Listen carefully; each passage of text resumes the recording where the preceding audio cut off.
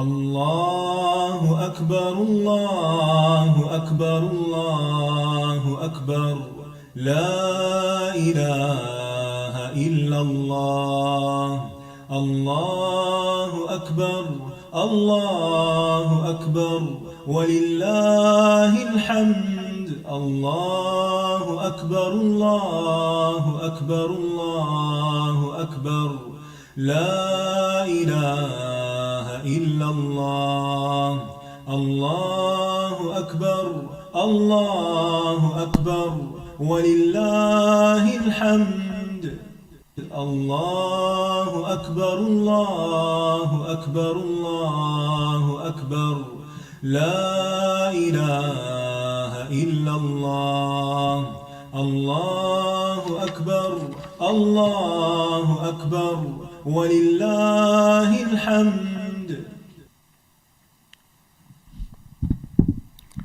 السلام علیکم ورحمۃ اللہ وبرکاتہ. نحمده ونصلی علی رسولہ الکریم. اما بعد فاعوذ باللہ من الشیطان الرجیم. بسم اللہ الرحمن الرحیم. رب اشرح لی صدری ویسر لی امری واحلل عقدۃ من لسانی یفقہوا قولی. فخلف من بعدهم خلف أضاعوا الصلاة واتبعوا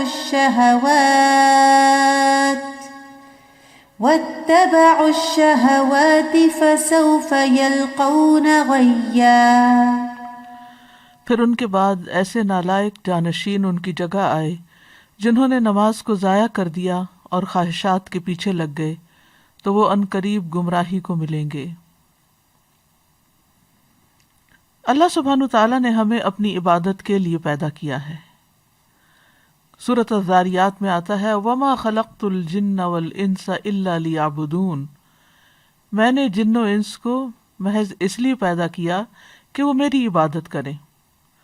سورۃ البقرہ میں تمام انسانیت کو مخاطب کرتے ہوئے اللہ سبحانہ وتعالیٰ فرماتے ہیں یا ایھا الناس اعبدوا ربکم الذی خلقکم والذین من قبلکم لعلکم تتقون. اے لوگو اپنے رب کی عبادت کرو جس نے تمہیں پیدا کیا اور ان کو بھی جو تم سے پہلے تھے تاکہ تم بچ جاؤ. عبادت کا معنی ہوتا ہے انتہائی خضوع اور عاجزی اختیار کرنا. اس عاجزی کی بہترین مثال اور بہترین عبادت نماز ہے. نماز عبادت کی اعلیٰ ترین شکل ہے. یہ ایک فرض عبادت ہے. نماز ہمیں دنیا میں برائیوں سے بچاتی ہے اور آخرت میں جہنم کی آگ سے.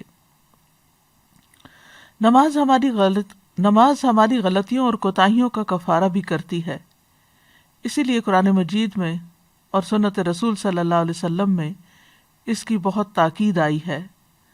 اس کو ادا کرنے والے کامیاب اور اس سے گریز کرنے والوں کا برا انجام اس آیت میں بتایا گیا ہے جس کا آج ہم مطالعہ کریں گے. فخلف من بعدهم خلف اضاعوا الصلاة واتبعوا الشهوات فسوف يلقون غیا. سورۃ مریم کی آیت نمبر 59 میں اللہ سبحانہ وتعالیٰ فرماتے ہیں فخلف من بعدهم خلف، تو ان کے بعد ایسے لوگ جانشین ہوئے. عربی میں ایک خلف ہوتا ہے، ایک خلف ہوتا ہے. خلف کہتے ہیں برے جانشین کو اور خلف کہتے ہیں اچھے جانشین کو. یعنی سورۃ مریم میں اللہ سبحانہ تعالیٰ نے جن انبیاء کا ذکر کیا، ابراہیم علیہ السلام، موسیٰ علیہ السلام، اسماعیل علیہ السلام، ادریس علیہ السلام، ان سب کا ذکر کرنے کے بعد، ان کی تعریف کرنے کے بعد اللہ تعالیٰ فرماتے ہیں فخلف من بعدہم خلف، کہ ان کے پیچھے یعنی ان قابل تعریف لوگوں کے بعد ایسے برے جانشین آئے کہ جن کی سب سے بڑی برائی کیا تھی؟ اضاعوا الصلاۃ، انہوں نے نماز ضائع کر دی. واتبعوا الشہوات، اور خواہشات کے پیچھے لگ گئے. یعنی ان کے آباء و اجداد نیک تھے لیکن ان کی اولادوں نے نمازیں چھوڑ دی. ان کے ارکان یا پھر ان نمازوں کے ارکان و واجبات چھوڑ دیے، یا یہ کہ انہیں اپنے وقت سے تاخیر کے ساتھ پڑھا اور ایسے کام کیے کہ جس سے نماز کا پڑھنا اور نہ پڑھنا ایک ہی ہو گیا. ناخلف لوگوں کی یہاں جو صفات بیان کی گئی ہیں جیسا کہ نبی صلی اللہ علیہ وسلم نے بھی فرمایا کہ ان کے بعد کچھ ایسے لوگ آئیں گے کہ وہ ایسی باتیں کریں گے جن پر وہ عمل نہیں کریں گے، اور وہ ایسے عمل کریں گے جن کا انہیں حکم نہیں دیا جائے گا۔ تو جو اپنے ہاتھ سے جہاد کرے وہ مومن ہے، جو اپنی زبان سے جہاد کرے تو وہ مومن ہے، جو اپنے دل سے جہاد کرے تو وہ مومن ہے، اور اگر یہ بھی نہ ہو تو خشخاش کے دانے برابر بھی ایمان نہیں رہتا۔ یعنی ایسے لوگوں کو سمجھانا چاہیے زبان سے بھی اور ہاتھ سے بھی، یعنی جیسے اپنے بچے ہیں اور وہ چھوٹے ہیں ابھی 10 سال کے بعد بھی اگر نماز نہیں پڑھتے تو جیسے کہ حدیث میں آتا ہے کہ ان کو مار بھی سکتے ہیں، تاکہ وہ اگر پیار محبت سے اور سمجھانے سے، واعظ نصیحت سے نہیں سمجھتے تو سختی سے سمجھیں، حتیٰ کہ نماز ان کی عادت ہو جائے اور پھر اس کے بعد زندگی میں وہ اس پر چلتے رہیں۔ تو بات یہ ہو رہی ہے کہ ان چنے ہوئے لوگوں، انعام یافتہ لوگوں کے بعد آنے والے برے اور شریر لوگوں کا فسق و فجور کیا ہے، کیا صفت ہے، کیا دلیل ہے کہ ادا الصلاۃ، انہوں نے نماز کو ضائع کر دیا، نماز کو چھوڑ دیا، یا یہ کہ شریعت کے مطابق اسے ادا نہیں کیا، اس میں سستی دکھائی، اس میں اہمال کیا، یعنی اسے نگلیکٹ کر دیا یا اس سے منع کر دیا۔ یہ لوگ اللہ سے ڈرنے والے لوگ نہیں تھے۔ مجاہد کہتے ہیں کہ اس سے مراد اس امت کے وہ لوگ ہیں جو راستوں میں جانوروں اور گدھوں کی طرح ایک دوسرے پر سوار ہوتے ہیں، نہ تو وہ آسمان میں اللہ سے ڈرتے ہیں اور نہ زمین میں لوگوں سے شرم کرتے ہیں۔ یعنی انہوں نے بے حیائی اور برائی کے طریقے اپنا لیے اور جس کام کے لیے انہیں پیدا کیا گیا تھا اس کام کو انہوں نے چھوڑ دیا۔ ابو سعید خدری کہتے ہیں کہ میں نے رسول اللہ صلی اللہ علیہ وسلم کو فرماتے ہوئے سنا، 60 سال کے بعد نااہل لوگ پیدا ہوں گے، یعنی نبی صلی اللہ علیہ وسلم کے جانے کے 60 سال بعد، جو نماز کو ضائع کر دیں گے اور خواہشات کی پیروی کریں گے اور جہنم کے گڑھے میں جا پڑیں گے۔ ان کے بعد ایسے لوگ جانشین ہوں گے جو قرآن تو پڑھیں گے لیکن وہ ان کے حلق سے نیچے نہیں اترے گا، یعنی صرف تجوید اور قرات کے ماہر ہوں گے لیکن وہ قرآن ان کے دلوں پر اثر نہیں کرے گا اور نہ ہی ان کے عمل میں آئے گا۔ اور قرآن کی قرات 3 طرح کے لوگ کرتے ہیں، نمبر 1 مومن، نمبر 2 منافق اور نمبر 3 فاجر۔ ادا الصلاۃ، انہوں نے نماز کو ضائع کر دیا، یعنی ایک اہم فریضہ جو دین کا ستون ہے، جو ایمان کا معیار اور کسوٹی ہے اور جو رب العالمین سے اخلاص کا ثبوت دینے کا ذریعہ ہے، تو اس میں انہوں نے اپنی نمازیں ضائع کی، یعنی اہم فریضہ کو ادا نہیں کیا۔ تو بہت سے اہل علم یہ کہتے ہیں کہ یہاں اس سے مراد نماز پوری طرح چھوڑ دینا ہے، یعنی یہ وہ لوگ ہیں جو نمازیں چھوڑ دیتے ہیں۔ بعض اہل علم یہ کہتے ہیں کہ یہ وہ لوگ ہیں جو نمازوں کو اس کے آخری وقت تک مؤخر کر دیتے ہیں، یعنی پڑھ تو لیتے ہیں لیکن بے وقت کی پڑھتے ہیں۔ اور بعض کہتے ہیں کہ یہ وہ لوگ ہیں جو نمازوں کے اوقات ضائع کر دیتے ہیں، یعنی قضا کر کر کے پڑھتے ہیں۔ اور بعض نے یہ بھی کہا کہ یہ وہ لوگ ہیں جو ارکان اور واجبات کو ضائع کر دیتے ہیں، یعنی تم نماز کے سارے ارکان، شرائط وغیرہ پوری طرح ادا نہیں کرتے۔ حسن بصری کہتے ہیں کہ اس سے مراد وہ لوگ ہیں جنہوں نے مساجد کو بیکار اور خالی کر دیا اور کھیتی باڑی کو لازم کر لیا، یعنی دنیا کے کام کاج میں، دنیا کمانے میں ایسے مصروف ہوئے کہ نمازوں کو مسجد میں پڑھنے کی بجائے جہاں پڑھ سکے پڑھ لیا ورنہ نہ پڑھا۔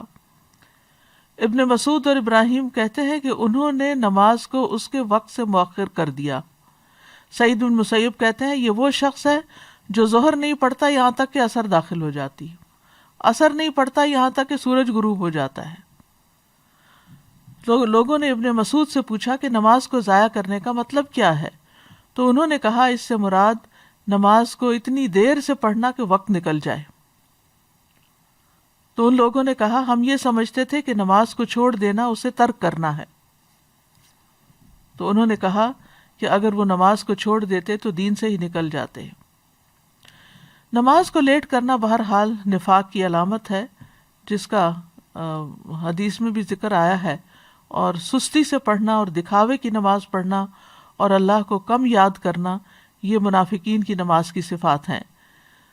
سورۃ النساء آیت 142 میں اللہ تعالیٰ فرماتے ہیں ان المنافقین یخادعون اللہ وهو خادعهم وَإِذَا قَامُوا إِلَى الصَّلَاةِ قَامُوا كُسَالَىٰ يُرَاءُونَ النَّاسَ وَلَا يَذْكُرُونَ اللَّهَ إِلَّا قَلِيلًا۔ بے شک منافق لوگ اللہ سے دھوکہ بازی کر رہے ہیں حالانکہ وہ انہیں دھوکہ دینے والا ہے، اور جب وہ نماز کے لیے کھڑے ہوتے ہیں تو سست ہو کر کھڑے ہوتے ہیں، یعنی شوق سے نہیں جاتے نماز کی طرف، خوشی سے نہیں جاتے، لوگوں کو دکھاوا کرتے ہیں اور اللہ کو بہت کم یاد کرتے ہیں۔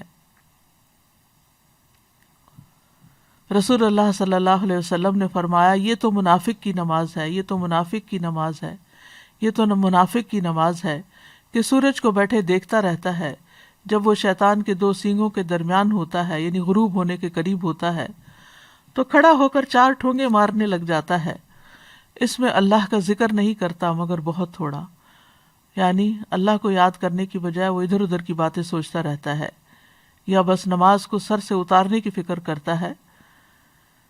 رسول اللہ صلی اللہ علیہ وسلم نے یہ بھی فرمایا کہ بے شک منافقوں پر سب سے زیادہ بھاری نماز عشاء اور فجر کی نماز ہے، دونوں آرام کے وقت ہیں اور نیند کے وقت ہیں، اس لیے ایسے اوقات میں ان کو نماز پڑھنا اور مشکل لگتا ہے۔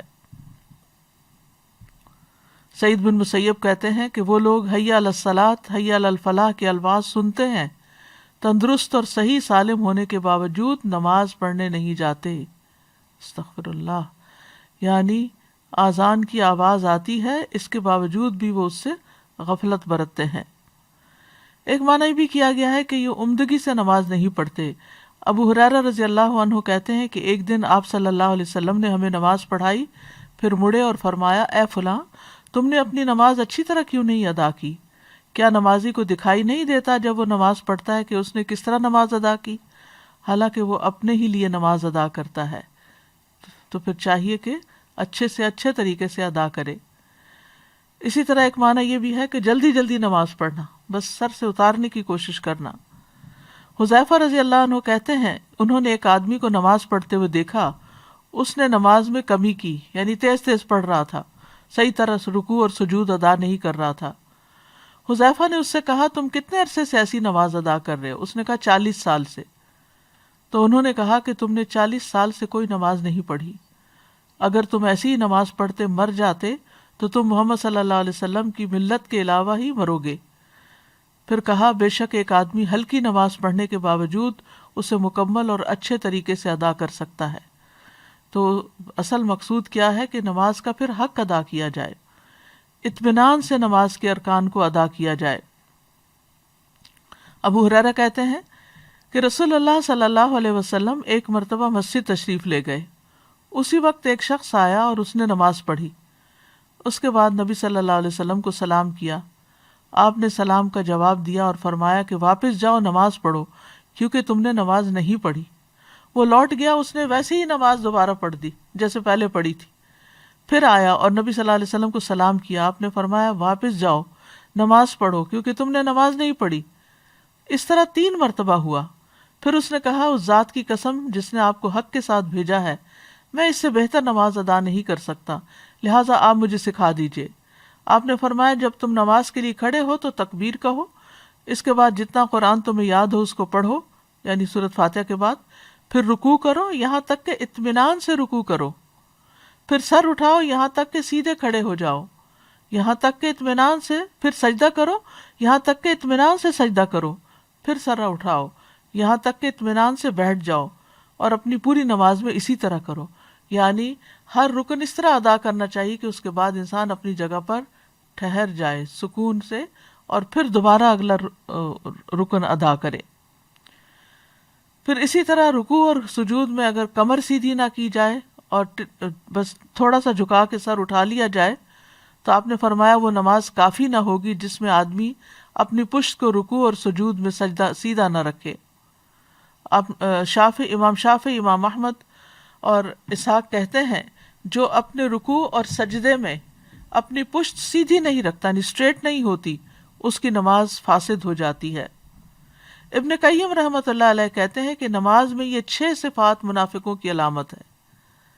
نماز کی طرف جاتے وقت سستی کا مظاہرہ کرنا، نماز ادا کرتے ہوئے لوگوں کے لیے دکھاوا کرنا، اس کی ادائیگی میں تاخیر کرنا، جلدی جلدی ٹھونگے مارنا، اس میں اللہ کا ذکر کم کرنا، اور با جماعت نماز سے پیچھے رہنا۔ تو خلاصہ یہ ہے کہ جو شخص وضو مکمل کرنے اور رکوع اور سجود کو مکمل کرنے کی حفاظت نہ کرے وہ نماز کی حفاظت کرنے والا نہیں ہوتا، اور جو نماز کی حفاظت نہیں کرتا گویا وہ اسے ضائع کر دیتا ہے، اور جو نماز کو ضائع کر دیتا ہے تو وہ باقی شریعت کے تمام احکامات کو بھی زیادہ ضائع کرنے والا ہوتا ہے۔ اور جو شخص نماز کی حفاظت کرتا ہے وہ اللہ کے دین کی حفاظت کرتا ہے، اللہ اس کے دین کی حفاظت کرتا ہے، اور جو نماز نہیں پڑھتا اس کا تو کوئی دین ہی نہیں ہوتا۔ ایسے لوگوں کی دوسری صفت کیا بتائی گئی؟ واتبعوا الشہوات، کہ وہ خواہشات کے پیچھے لگ گئے، یعنی گناہوں میں پڑ گئے، شراب نوشی میں پڑ گئے، اپنے نفسوں پر شہوت کو ترجیح دی اللہ کی اطاعت کے مقابلے میں، منکرات میں آگے بڑھ گئے۔ نماز کو ضائع کرنے کا بھی سب سے اہم سبب یہی ہے کہ انسان اپنی خواہشات کی تکمیل میں اپنا وقت استعمال کر دیتا ہے، اور جب نماز کا وقت آتا ہے تو یا وہ تھک چکا ہوتا ہے یا پھر اس کا دل بدل چکا ہوتا ہے اور نماز پڑھنے میں اس کا دل ہی نہیں لگتا۔ حضرت علی رضی اللہ عنہ سے اللہ تعالیٰ کے اس قول کے بارے میں مروی ہے کہ خواہشات کی پیروی کرنے والوں سے وہ لوگ مراد ہیں جو مضبوط محل بناتے ہیں، قابل توجہ گاڑیوں پر سوار ہوتے ہیں اور مشہور لباس پہنتے ہیں۔ یعنی یہ بیماریاں جو آج ہیں یہ آج کی نہیں ہیں، یہ امام شافعی کے حضرت علی رضی اللہ عنہ کے دور کی ہیں کہ انہوں نے کیا زبردست طریقے سے تشخیص کی کہ خواہشات کی پیروی کا مطلب کیا ہے، کہ بڑے بڑے گھر بنائے جائیں اور اپنی ساری صلاحیتیں انہی میں لگا دی جائیں، ایسی گاڑیوں پر بیٹھا جائے جو نوٹسیبل ہوں، ایسی سواریوں پہ بیٹھا جائے جو لوگوں کی نگاہ میں ہوں، لوگ اس پہ رشک کرتے ہوں، اور ایسا اور برانڈڈ لباس پہنے جائیں، یعنی ان کا پورا لائف سٹائل ہی دنیا کے پیچھے بھاگنے کا ہو جاتا ہے، اور عبادت کی طرف ان کی توجہ نہیں ہوتی، ان کا دل نہیں لگتا۔ تو خواہشات ان چیزوں کے متعلق ہوتی ہیں جو انسان کو پسند آتے ہیں کام، یا انسان جن کو کرنا چاہتا ہے، جن کے ساتھ وہ موافقت رکھتا ہے اور جن سے وہ بچتا نہیں ہے۔ صحیح حدیث میں ہے کہ جنت ناپسندیدہ چیزوں کے ساتھ گھری ہوئی ہے اور جہنم خواہشات کے ساتھ گھری ہوئی ہے۔ اس بارے میں ابو ہریرہ کہتے ہیں کہ رسول اللہ صلی اللہ علیہ وسلم نے فرمایا، جب اللہ عز و جل نے جنت کو پیدا کیا تو جبریل علیہ السلام سے کہا جا کر اسے دیکھ آؤ۔ چنانچہ جبریل علیہ السلام گئے اور دیکھا، واپس آ کر عرض کیا، یا رب و عزتک، اے میرے رب آپ کی عزت کی قسم، اس کے متعلق جو بھی سنے گا وہ اس میں داخل ہونا چاہے گا۔ پھر جنت کو ناپسندیدہ چیزوں سے ڈھانپ دیا گیا۔ پھر اللہ تعالیٰ نے فرمایا اسے دیکھ کر آؤ۔ چنانچہ وہ دوبارہ گئے اور اسے دیکھا، کہا یا رب و عزتک، اے میرے رب آپ کی عزت کی قسم، مجھے اندیشہ ہے کہ اب اس میں کوئی داخل ہی نہیں ہو سکے گا، یعنی اتنا مشکل راستہ ہے۔ اور اسی طرح جب آگ کو پیدا کیا تو آپ نے جبریل علیہ السلام سے فرمایا کہ اے جبریل جہنم کو دیکھ کر آؤ۔ جب وہاں پہنچے تو آ کر کہنے لگے، یا رب و عزتک، اے رب آپ کی عزت کی قسم، جو اس کے متعلق سنے گا اس میں داخل ہونا نہیں چاہے گا۔ اللہ کے حکم پر اسے خواہشات سے ڈھانپ دیا گیا۔ پھر فرمایا اے جبریل جا کر اسے دیکھ کر آؤ۔ وہ دیکھ کر آئے، دیکھا تو کہا یا رب و عزتک، مجھے تو اندیشہ ہے اب کوئی آدمی اس میں داخل ہونے سے بچ نہ سکے گا، یعنی ایسا پھسلن کا راستہ ہے، ایسا خواہشات کا راستہ ہے کہ سب اسی طرف چل پڑیں گے، کیونکہ یہ انسان کے لیے ایک امتحان ہے۔ اس کے اندر خواہشات کی محبت خوشنما بنا دی گئی ہے، لہذا جو چیز انسان کو خوشنما لگتی ہے انسان اس کے پیچھے بھاگتا ہے۔ رسول اللہ صلی اللہ علیہ وسلم نے فرمایا، مجھے اپنی امت کے بارے میں 3 چیزوں کا ڈر ہے۔ بخیلی جس کی اطاعت کی جائے، یعنی انسان بخل کرے، یعنی دل میں بخل کا خیال آئے تو اس کی پیروی کرے۔ خواہش نفس جس کی پیروی کرے، یعنی کچھ اللہ کے راستے میں دینے کی وجہ اپنی خواہشات پر انسان خرچ کرنے لگے۔ اور گمراہ امام، جو لوگوں کو مس لیڈ کریں اپنی خواہشات پرستی کی وجہ سے۔ پھر اسی طرح اپنی مرضی کی زندگی گزارنا، یہ بھی گمراہی کا راستہ ہے۔ اور آپ صلی اللہ علیہ وسلم نے اس کے بارے میں فرمایا، مجھے تمہارے متعلق ان گمراہ کن خواہشات سے سب سے زیادہ اندیشہ ہے جن کا تعلق پیٹ اور شرمگاہ سے ہوتا ہے، اور اپنی مرضی پر چلنے کی گمراہی کا بھی اندیشہ ہے۔ اپنی مرضی پہ چلنے کی گمراہی یعنی جو دل میں آئے گا وہ کریں گے۔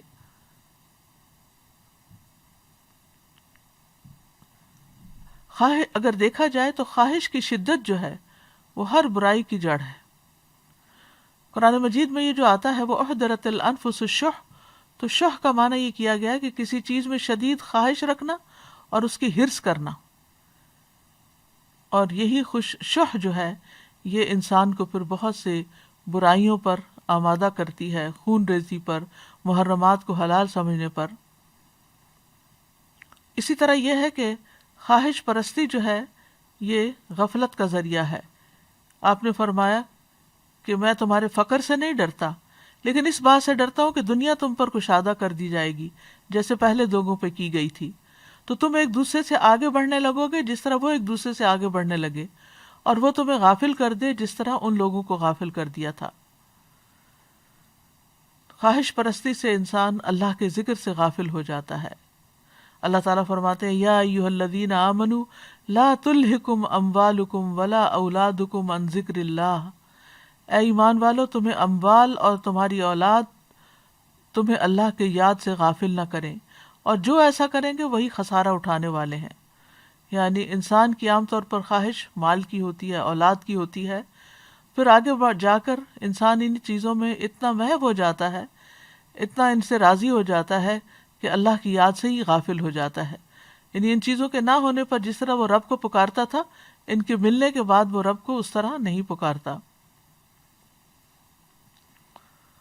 تو جب انسان خواہشات کی پیروی کرنے لگتا ہے تو وہ فرائض سے غافل ہو جاتا ہے، اور پھر خواہش پرستی کے احکامات کو یعنی ان کے یہ احکامات ایسے ہیں کہ خواہش پرستی ایسی چیز ہے کہ جو اللہ سبحانہ وتعالیٰ کے احکامات کو بوجھ بنا کے رکھ دیتی ہے۔ عبداللہ ابن عمر کہتے ہیں میں نے نبی صلی اللہ علیہ وسلم کو فرماتے ہوئے سنا، کتنے ہی لوگ ایسے ہیں جو اپنی خواہش نفس کو پورا کرنے میں لگ جاتے ہیں، یعنی پھر اپنے مراد یہ ہے کہ اپنے فرائض کو بھول جاتے ہیں، اپنی ذمہ داریاں بھول جاتے ہیں، ان کے لیے قیامت کے دن جہنم کے سوا کچھ نہ ہوگا۔ لیکن جو شخص خواہش پر نماز کو ترجیح دے تو اس کی فضیلت بھی بیان کی گئی ہے۔ حدیث میں آتا ہے اللہ تعالیٰ 3 قسم کے آدمیوں سے محبت کرتا ہے، ان پہ ہنستا ہے، ان سے خوش ہوتا ہے۔ ان میں سے ایک وہ جس کی بیوی خوبصورت ہو، اس کے پاس بہترین نرم بستر ہو، لیکن پھر بھی وہ قیام کرنے کے لیے رات کو کھڑا ہو جاتا ہے، یعنی خواہشات چھوڑ کر اللہ کے حضور کھڑا ہو جاتا ہے۔ اللہ تعالیٰ کہتے ہیں میرے بندے نے اپنی شہوت کو ترک کر دیا اور میرا ذکر کر رہا ہے، مجھ سے سرگوشی کر رہا ہے، اگر یہ چاہتا تو سو بھی سکتا تھا۔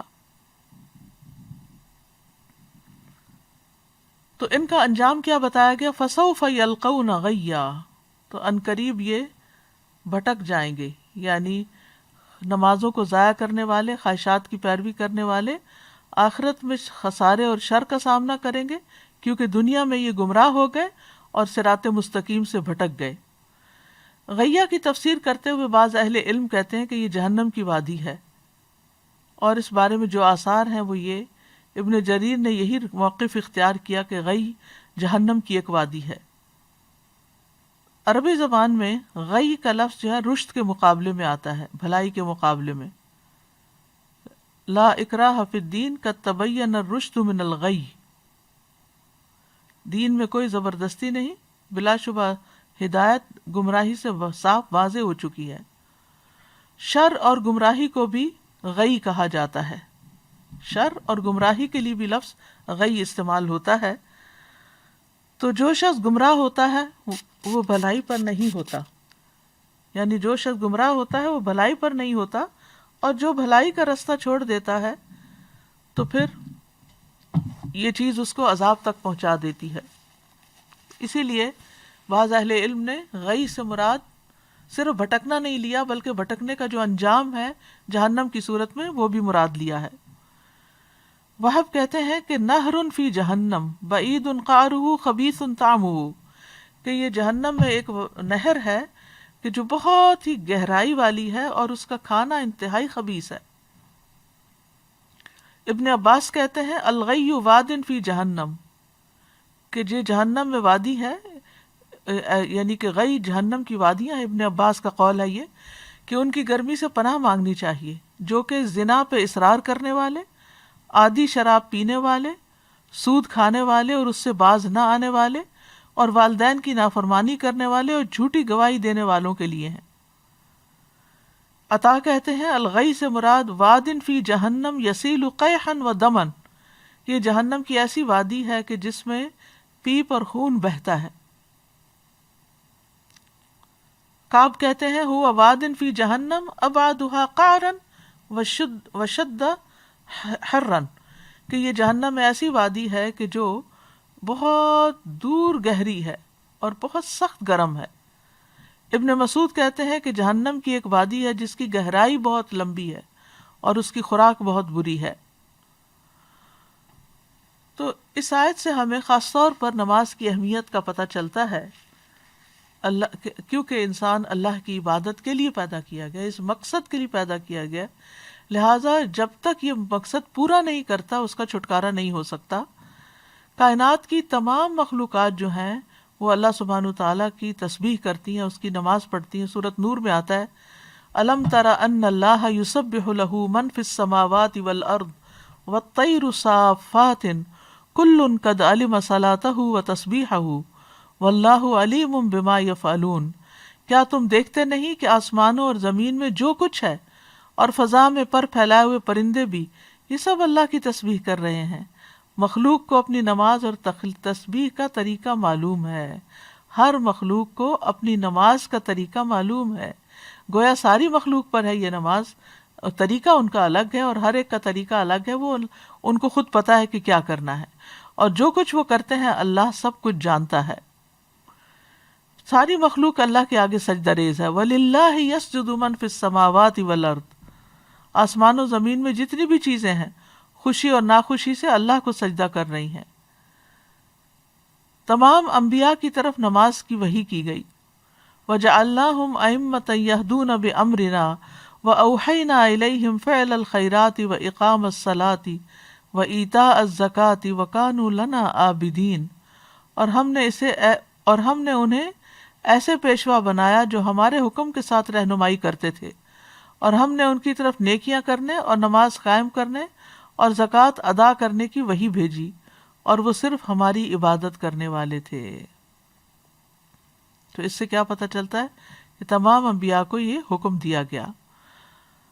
اللہ سبحانہ وتعالیٰ اپنے سارے بندوں کو اس کا حکم دیتے ہیں، قُل لِعِبَادِيَ الَّذِينَ آمَنُوا يُقِيمُوا الصَّلَاةَ، میرے بندوں سے جو ایمان لائے ہیں ان سے کہہ دیجئے کہ وہ نماز قائم کریں۔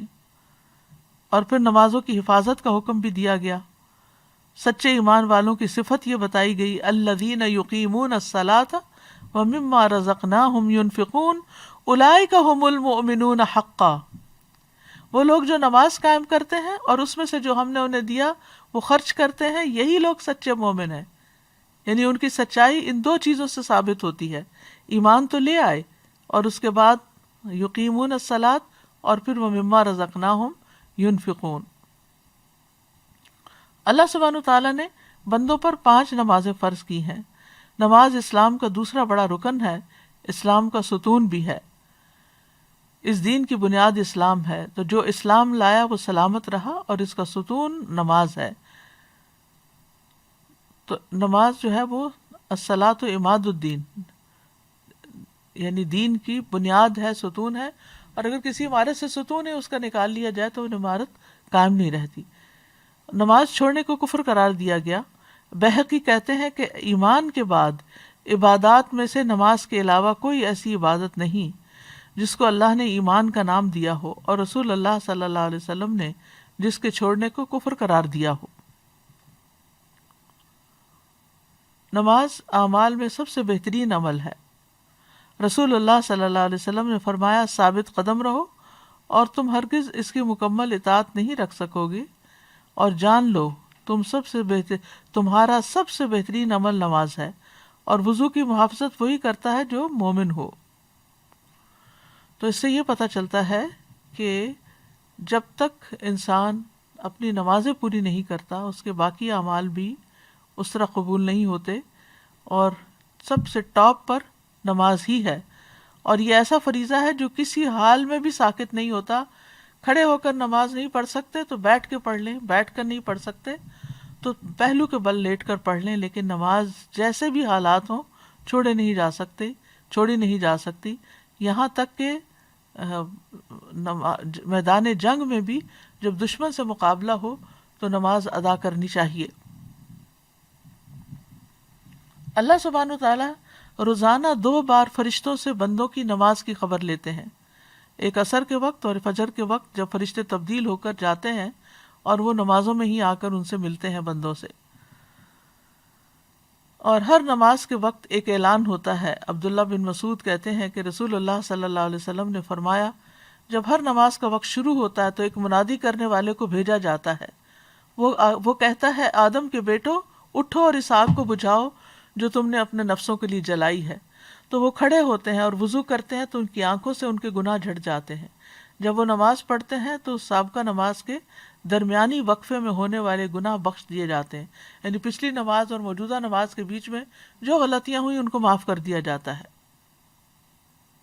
اور یہی معاملہ پھر عصر کے وقت ہوتا ہے، اور جب مغرب ہوتی ہے تو یہی معاملہ پیش آتا ہے، جب عشاء کا وقت ہوتا ہے تو اسی طرح ہوتا ہے، جب لوگ سوتے ہیں تو وہ بخشے ہوئے ہوتے ہیں۔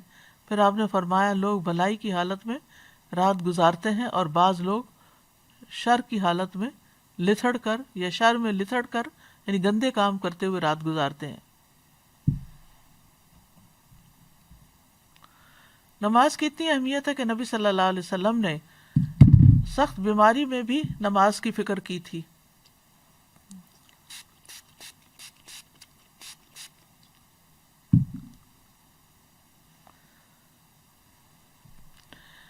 عبید اللہ بن عبداللہ سے روایت ہے، وہ کہتے ہیں کہ ایک مرتبہ میں عائشہ رضی اللہ عنہا کی خدمت میں حاضر ہوا اور میں نے عرض کیا کہ آپ مجھے رسول اللہ صلی اللہ علیہ وسلم کے مرض الوفات کے بارے میں کچھ بتائیں گی؟ انہوں نے کہا کیوں نہیں۔ رسول اللہ صلی اللہ علیہ وسلم کی طبیعت جب بجھل ہوئی تو آپ نے پوچھا کیا لوگ نماز پڑھ چکے ہیں؟ ہم نے کہا نہیں یا رسول اللہ، وہ آپ کا انتظار کر رہے ہیں۔ آپ نے فرمایا میرے لیے ایک ٹب میں پانی رکھو۔ ہم نے ایسا ہی کیا۔ آپ نے غسل کیا اور جانے کے لیے کھڑے ہونے ہی لگے تھے کہ آپ پہ بے ہوشی طاری ہو گئی۔ جب افاقہ ہوا پھر یہی سوال پوچھا کیا لوگ نماز پڑھ چکے ہیں؟ ہم نے کہا نہیں یا رسول اللہ، وہ آپ کا انتظار کر رہے ہیں۔ آپ نے فرمایا میرے لیے ٹب میں پانی رکھو۔ آپ نہا کر جانے کے لیے کھڑے ہی ہونے لگے تھے کہ آپ پہ بے ہوشی طاری ہو گئی۔ حضرت عائشہ کہتی ہیں کہ لوگ نماز عشاء کے لیے مسجد میں بیٹھے آپ کا انتظار کر رہے تھے تو آپ نے ابو بکر کے پاس یہ پیغام بھیجا کہ آپ لوگوں کو نماز پڑھا دیں۔ چنانچہ ان دنوں میں ابو بکر لوگوں کو نماز پڑھاتے رہے۔ ایک دن حضور صلی اللہ علیہ وسلم کو اپنے مرض میں کچھ تخفیف محسوس ہوئی تو آپ ظہر کی نماز کے وقت 2 آدمیوں کے درمیان نکلے جن میں سے ایک عباس تھے۔ ابو بکر نے جب آپ کو دیکھا تو پیچھے ہٹنے لگے۔ آپ نے انہیں اشارہ کیا کہ پیچھے نہ ہٹیں اور اپنے ساتھ آنے والے ساتھیوں کو حکم دیا تو انہوں نے آپ صلی اللہ علیہ وسلم کو ابو بکر کے پہلو میں بٹھا دیا۔ ابو بکر کھڑے ہو کر نماز پڑھتے رہے اور رسول اللہ صلی اللہ علیہ وسلم بیٹھ کر نماز پڑھنے لگے۔ تو اس سے آپ اندازہ لگائیں کہ نبی صلی اللہ علیہ وسلم پر کتنی تکلیف تھی، کیسی شدت تھی، لیکن پھر بھی آپ اپنے اس فریضے کو نہیں بھولے، حالانکہ بیمار کے لیے تو بہت سی رخصتیں ہیں۔ حضرت علی کہتے ہیں کہ رسول اللہ صلی اللہ علیہ وسلم کا آخری کلام تھا الصلاۃ الصلاۃ اتقوا اللہ فیما ملکت ایمانکم، نماز کی حفاظت کرو، نماز کی حفاظت کرو اور اپنے غلاموں کے بارے میں اللہ سے ڈرو۔ نبی صلی اللہ علیہ وسلم کی آخری وصیت بھی تھی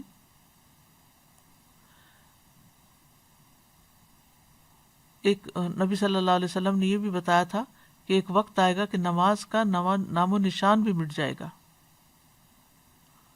آپ نے فرمایا کپڑے کے بیل بوٹوں کی طرح اسلام مٹتا جائے گا، حتیٰ کہ انہیں یہ بھی معلوم نہ ہوگا کہ نماز، روزہ، قربانی اور صدقہ کیا ہوتے ہیں۔ ایک رات میں اللہ عز و جل کی کتاب کو مٹا دیا جائے گا اور زمین میں ایک آیت بھی باقی نہ رہے گی۔ لوگوں کے مختلف گروہوں میں سے کچھ بوڑھے مرد اور عورتیں رہ جائیں گی، وہ کہیں گے ہم نے اپنے آباء و اجداد کو یہ کلمہ لا الہ الا اللہ کہتے سنا تھا اور اب ہم بھی کہہ رہے ہیں، یعنی اس کے علاوہ نماز قرآن سے بالکل لا علم اور غافل ہوں گے۔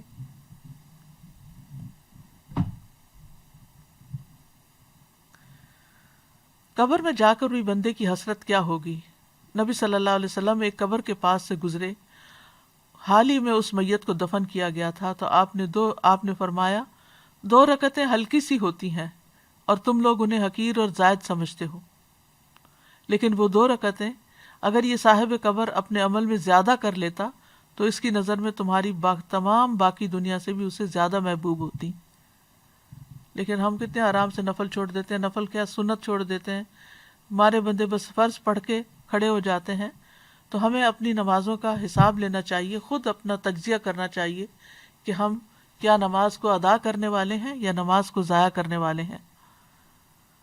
اور ضائع کرنے میں تاخیر سے پڑھنا بھی مراد ہے، تو وقت پر نماز پڑھنی چاہیے، کیونکہ قرآن مجید میں آتا ہے ان الصلاۃ کانت علی المؤمنین کتابا موقوتا، بے شک نماز ایمان والوں پر ہمیشہ سے ایسا فریضہ ہے جس کا وقت مقرر کیا ہوا ہے۔ عبداللہ بن مسعود کہتے ہیں میں نے نبی صلی اللہ علیہ وسلم سے عرض کیا اللہ کو کون سا عمل زیادہ پسند ہے؟ آپ نے فرمایا نماز کو اس کے وقت پر ادا کرنا، یعنی جب ٹائم داخل ہو جائے تو پھر نماز کی طرف دوڑیں، اور جو نماز کو وقت پر ادا کرے گا، پابندی سے ادا کرے گا، اس کا اللہ تعالیٰ کا اس سے کیا وعدہ ہے کہ اللہ تعالیٰ اس کو جنت میں داخل کرے گا۔ عبداللہ بن مسعود کہتے ہیں کہ رسول اللہ صلی اللہ علیہ وسلم ہر نماز اس کے وقت پر پڑھتے تھے، مگر مزدلفہ اور عرفہ میں جمع کیا کرتے تھے۔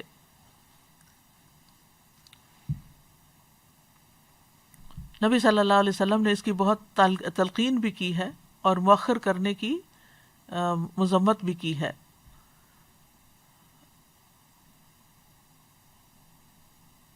صحابہ کے بارے میں آتا ہے کہ نمازوں کو ضائع ہوتے دیکھ کر وہ روتے تھے۔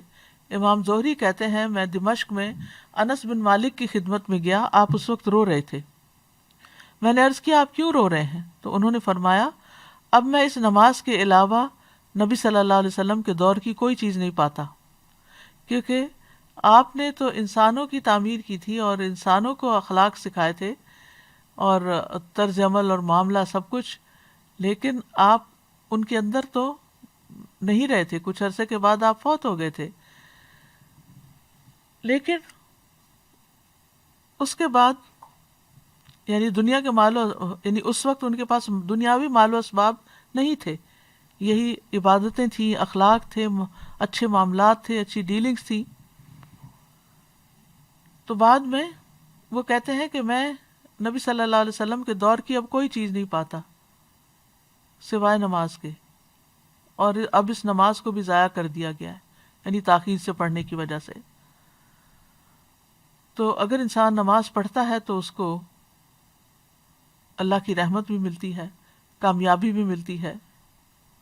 قد افلح المؤمنون الذین هم فی صلاتهم خاشعون، اللہ کی رحمت سورۃ النور میں آتا ہے وَأَقِیمُوا الصَّلَاةَ وَآتُوا الزَّکَاةَ وَأَطِیعُوا اللَّهَ لَعَلَّکُمْ تُرْحَمُونَ، اور نماز قائم کرو اور زکوٰۃ ادا کرو اور رسول کا حکم مانو تاکہ تم رحم کیے جاؤ۔ نبی صلی اللہ علیہ وسلم نے فرمایا جب تم میں سے کوئی آدمی نماز کے لیے کھڑا ہوتا ہے تو اللہ کی رحمت اس کی طرف متوجہ ہو جاتی ہے۔ اسی لیے آپ کو جب کوئی پریشانی ہوتی تھی آپ فوراً نماز کی طرف لپکتے تھے۔ جو شخص نماز کے بعد اپنی جائے نماز پر بیٹھا رہتا ہے تو فرشتے اس پر صلات پڑھتے رہتے ہیں، اور فرشتوں کی ان پر صلات یہ ہے اللہم اغفر لہ اللہم ارحمہ اللہم اغفر لہ اللہم ارحمہ، اے اللہ اسے بخش دے، اے اللہ اس پر رحم فرما۔ اگر وہ آگے بیٹھ کر اگلی صف میں نماز کا انتظار کرے تو فرشتے بھی اس پر صلات بھیجتے ہیں، اور ان کی صلات کیا ہے اللہم اغفر لہ اللہم ارحمہ۔ پھر یہ کہ نماز پڑھنے سے خوف اور غم کو نجات ملتی ہے، پھر اللہ کی مدد آتی ہے۔ اسی لیے تمام انبیاء جب کوئی مسئلہ درپیش ہوتا تھا تو مل کر نماز پڑھنے لگتے تھے، یعنی نفل نماز، پھر اللہ کی حفاظت ملتی ہے۔ آپ نے فرمایا من صلی الصبح فہو فی ذمۃ اللہ، جو صبح کی نماز پڑھتا ہے وہ اللہ کے ذمے میں ہے، یعنی اللہ تعالیٰ کی اس کو حفاظت حاصل ہوگی۔ نماز صحت اور تندرستی کا سبب بھی ہے۔ حشاش بشاش ہونا اور خوش مزاجی حاصل ہونا نماز ہی سے حاصل ہوتی ہے۔ ابن القیم کہتے ہیں اللہ کا ذکر کرنا، اس کی طرف متوجہ ہونا، اس کی طرف رجوع کرنا اور مدد لینے کے لیے جانا، نماز کی طرف جانا۔ کتنے ہی ان میں سے ایسے بیمار ہیں جنہیں شفا دے دی گئی اور کتنے ہی بیماروں کو عافیت دے دی گئی۔ یعنی نماز کا ایک فائدہ کیا ہوا کہ نماز پڑھنے سے وہ بیماری نہیں ہوئے۔ ظاہر وضو کر کے انسان سارے جراثیم سے پاک ہوتا ہے، پھر نماز ادا کرتا ہے، وہ ایک ایکسرسائز بھی ہے، اس میں اللہ کا ذکر بھی ہے، وہ ایک روحانی ٹانک بھی ہے۔ اور تو جو بیمار تھے ان کو شفا ہو گئی اور کتنے ہی بیماروں کو عافیت دے دی گئی، یعنی وہ اس مصیبت سے بچ گئے۔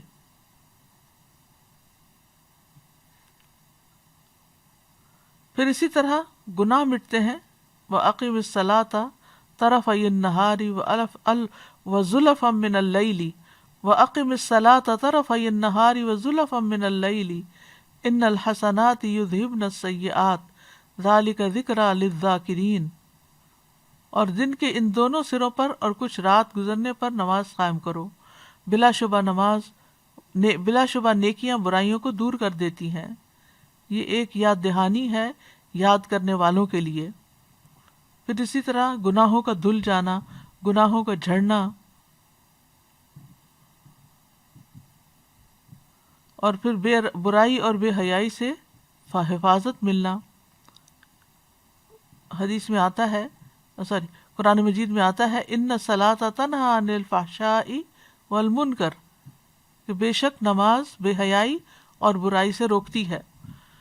حدیث میں اس کو نور کہا گیا ہے، الصلاۃ نور۔ اس سے نفس کا تزکیہ ہوتا ہے، بندے کو حفاظت کا ایک مضبوط قلعہ مل جاتا ہے، دل اور اعضاء گناہ کرنے سے محفوظ ہو جاتے ہیں۔ اس سے اللہ کی قربت حاصل ہوتی ہے، برائیاں دور ہوتی ہیں، گناہوں سے روک دیا جاتا ہے۔ یعنی ایک تو اللہ کی طرف سے رکنا ہے نا، اور ایک پھر یہ کہ جب وہ حساب لیتا ہے تو پھر اس معنی میں بھی۔ پھر غیر اخلاقی بیماریوں سے بچا جا سکتا ہے، بری صفات اس سے ختم ہوتی ہیں، فتنوں کا کفارہ ہوتا ہے۔ آخرت میں نمازوں پر ڈھیروں اجر ملے گا۔ اللہ تعالیٰ نماز پڑھنے والوں کا اجر ضائع نہیں کرے گا۔ والذین یمسکون بالکتاب واقاموا الصلاۃ انا لا نضیع اجر المصلحین، اور جو لوگ کتاب کو مضبوطی سے پکڑتے ہیں اور انہوں نے نماز قائم کی، یقیناً ہم اصلاح کرنے والوں کا اجر ضائع نہیں کیا کرتے۔ تو اس سے کیا پتہ چلتا ہے کہ جو کتاب کو تھامے رکھے اور نماز ادا کرے تو اس کی زندگی میں یعنی دنیا میں بھی فائدہ ہوگا اور ان کا اجر بھی ضائع نہ ہوگا۔ پھر جہنم اور منافقت سے برات ہے۔ پھر یہ کہ قبر میں حفاظت کے لیے نماز آ جاتی ہے سر کی طرف سے۔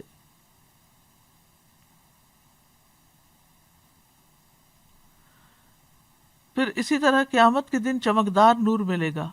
رسول اللہ صلی اللہ علیہ وسلم نے فرمایا، جو لوگ اندھیروں میں مسجدوں کی طرف جاتے ہیں، اللہ ان کے لیے قیامت کے دن چمکدار نور کے ساتھ روشنی کرے گا۔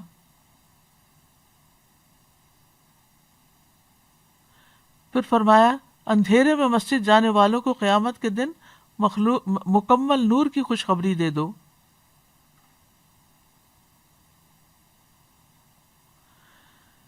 یہ قیامت کے دن آنکھیں ٹھنڈی کرنے کا باعث بھی ہوگا۔ سجدے اور وضو کی وجہ سے اعضاء چمک رہے ہوں گے نمازیوں کے۔ قیامت کے دن برہان اور نتیجہ ہے، یعنی نجات کا ذریعہ ہے۔ قیامت کے دن برہان اور نجات کا ذریعہ ہے نماز۔ نبی صلی اللہ علیہ وسلم کے ساتھ اگر یعنی کہ آپ کی ملاقات اور آپ کی صحبت چاہے قیامت کے دن تو کثرت سجود کا آپ نے حکم دیا. سجدے کے نشانات پر آگ حرام ہے. نمازی کو جنت میں داخل کرنا اللہ پر حق ہے. نماز جنت میں لے جانے کا باعث ہے. کثرت نماز جنت میں پہلے داخل کرانے کا باعث ہے. جیسا کہ ہم جانتے ہیں کہ ایک قبیلے کے 3 لوگ اکٹھے مسلمان ہوئے تھے. ایک اللہ کے راستے میں مارا گیا, دوسرا 1 سال بعد فوت ہوا, اور تیسرا جو ہے وہ یہ 2 آدمی تھے, یعنی قزا قبیلے کے 2 آدمی تھے, اور ان میں سے ایک اللہ کے راستے میں مارا گیا اور ایک سال کے بعد فوت ہوا. تو جو سال کے بعد فوت ہوا, طلحہ کہتے ہیں وہ مجھے خواب میں آیا کہ جنت کا دروازہ کھولا گیا اور بعد میں فوت ہونے والا شہید ہونے والے سے پہلے جنت میں داخل ہوا. اس پہ مجھے بڑا تعجب ہوا.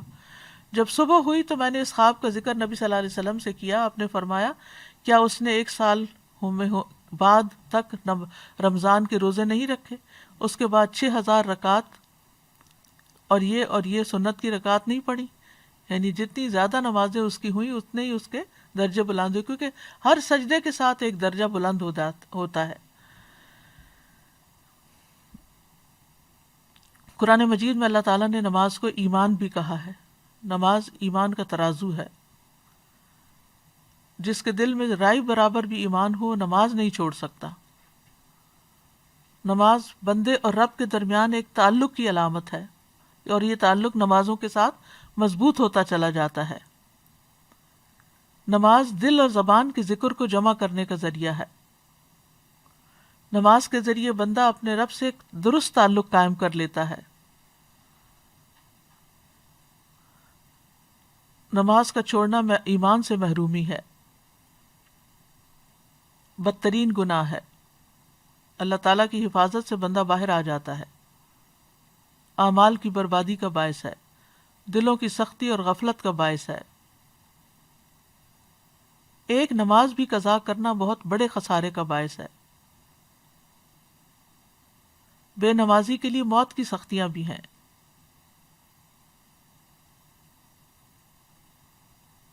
نماز چھوڑنا اہل جہنم کی صفت ہے. جب ان سے پوچھا جائے گا ما سلککم فی سقر قالوا لم نک من المصلین, جنت والے جہنم والوں سے پوچھیں گے تمہیں کیا چیز دوزخ میں لے گئی؟ وہ کہیں گے ہم نماز ادا نہیں کیا کرتے تھے, یعنی نماز نہیں پڑھتے تھے. تو اپنے لیے اور ہمیں دعا بھی کرنی چاہیے, اپنے لیے بھی اور اپنی اولاد کے لیے بھی, کہ ہم نمازوں پر قائم رہیں. رب اجعلنی مقیم الصلاۃ ومن ذریتی ربنا وتقبل دعا. اور خواہشات سے بچنے کے لیے بھی دعا ہے, اللہم انی اعوذ بک من منکرات الاخلاق والاعمال والاہواء.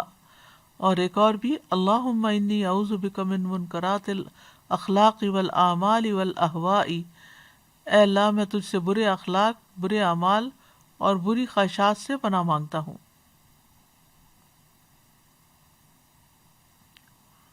تو کرنے کے کام کیا ہیں کہ نمازوں کی فکر کریں, وقت پر ادا کریں, زیادہ سے زیادہ سجدے کریں, یعنی سنت نفل کا بھی اہتمام کریں, فرائض اور نوافل دونوں ہی عمدگی سے ادا کریں.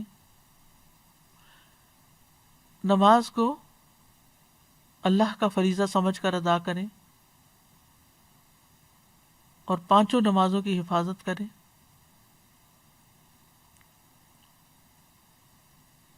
دنیا کے کاموں کی وجہ سے نمازوں سے غافل نہ ہوں.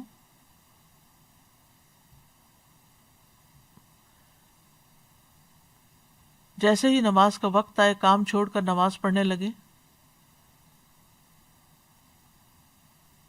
گھر والوں کو بھی نماز کا حکم دیتے رہیں. بچوں کو بھی سب سے پہلے اسلام کا یہی حکم سکھائیں اور اس کے بارے میں اس طرح ایکسپلین کریں کہ وہ ساری زندگی نماز نہ چھوڑ سکیں. اللہ تعالیٰ سے دعا ہے کہ اللہ تعالیٰ ہمیں نمازوں کی حفاظت کرنے کی توفیق عطا فرمائے. وآخر دعوانا ان الحمد للہ رب العالمین. سبحانک اللہم وبحمدک اشہد ان لا الہ الا انت استغفرک واتوب الیک. السلام علیکم ورحمۃ اللہ وبرکاتہ. الله أكبر الله أكبر الله أكبر لا إله إلا الله الله أكبر الله أكبر ولله الحمد الله أكبر الله أكبر الله أكبر لا إله إلا الله الله أكبر الله أكبر